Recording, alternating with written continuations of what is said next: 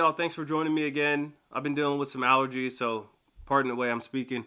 I wanted to talk today about mistakes and how leaders should approach them.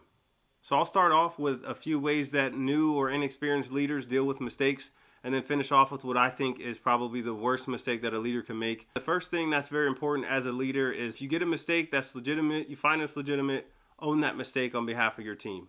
You're in that role, own that mistake. After you get the factual details about a mistake, own up to it. The second tip I have for leaders is don't try to fix a complicated problem in a meeting. It sucks to get called out if someone says, hey, this thing happened and something's brought to the attention of you and your team. Don't try to fix it right then and there. Say, got it, take all the facts and information, say, hey, I'll look into this.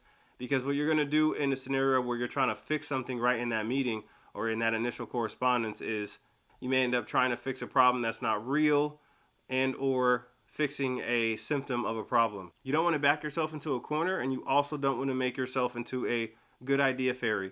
That'll be in another video. I'll discuss good idea fairies. However, you don't want to hold you and your team to something that may or may not be the right answer. Take that problem that's in front of you, go back to your teams and say, hey, look, here's what we got, and then solve. Finally, the worst thing, in my opinion, that you can do as a leader is when confronted with a problem or a mistake, you point the finger at one of your teammates or your subordinates. You say, hey, no, that wasn't me, that was Mr. Smith. Or hey, that wasn't me, that was Sergeant Smith. Pointing the finger at someone when a mistake is brought to you as a leader is one of the worst things that you can do, and you will guarantee lose respect in that room and outside that room. Take that mistake and say, got it, I own it, and we'll work on it. And then what you do with that mistake, let's say someone was pinpointed and you know who made the mistake. You go to that person, you have the discussion with that team, and you get it figured out. But what you can't do is in front of your leadership is say, oh, no. That wasn't me. That does not work. That is an example of poor leadership. Inherently, you're going to get the credit for the good things that your team does, that your people do. So in the back end, you need to take that heat for the mistakes that happen.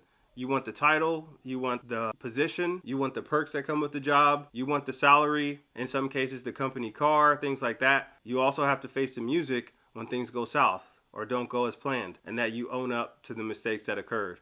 Because at the end of the day, they are on your back. If it's your team, if it's your organization and you're in charge of it, you may have not made the mistake, but you are held accountable. So I'll say this, own those problems and mistakes as much as you want to own your position. You got to take those hits on the chin, especially credible mistakes, because you're in charge of that team.